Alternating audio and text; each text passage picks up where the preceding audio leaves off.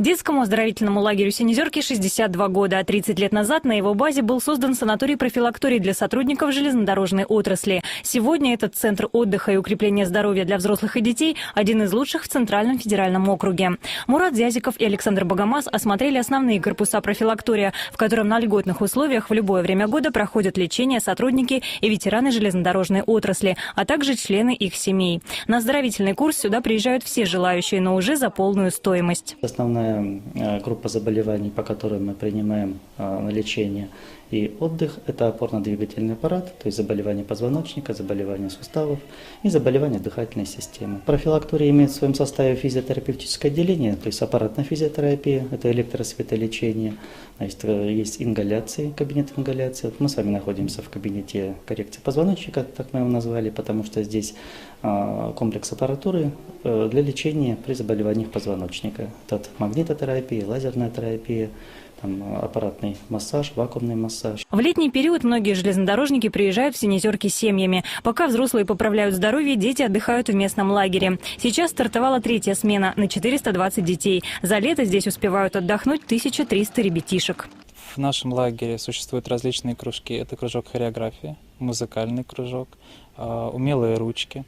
У нас есть бассейн, спортивные кружки. Это настольный теннис, шахматы, шашки, футбол, пионербол. Ты главным стал в моей судьбе.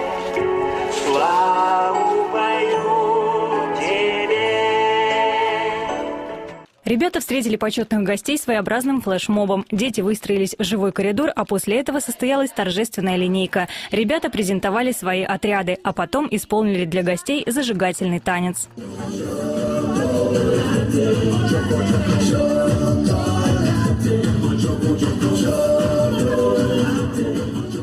В лагере «Синезерки» проводят большую патриотическую работу с детьми. Об этом говорит ухоженный мемориал, посвященный погибшим в годы Великой Отечественной войны, и музей, в котором ребята узнают о деятельности поискового отряда «Витязь». В его составе есть и машинисты поездов, и инженеры, и слесари. Они занимаются поиском и перезахоронением останков бойцов, погибших в годы Отечественной войны. Детям не дают скучать. Для них проводят конкурсы, тематические викторины, мастер-классы. Руководство железнодорожного транспорта постоянно следит, чтобы корпуса обновлялись и условия пребывания на отдыхе сотрудников железной дороги и их детей улучшались.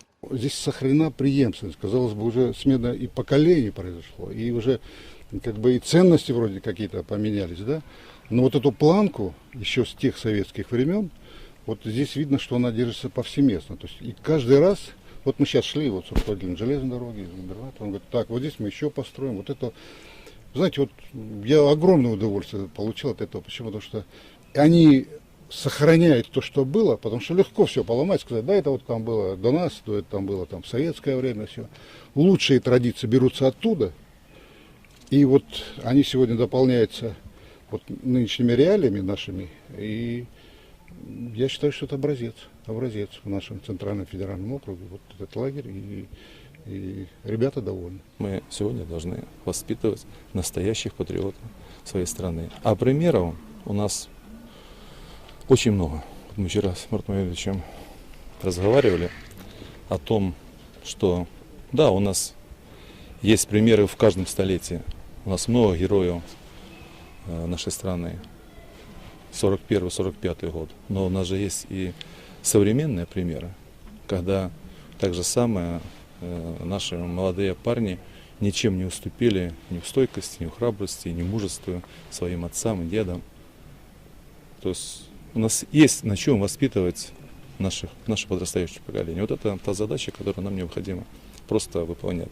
Руководители Брянского отделения Российской железной дороги рассказали о своих планах построить на территории оздоровительного центра бассейн и большой водный комплекс. Этот замысел полностью одобрили глава региона, председатель областной думы и заместитель полпреда президента. Новый бассейн появится здесь в следующем году.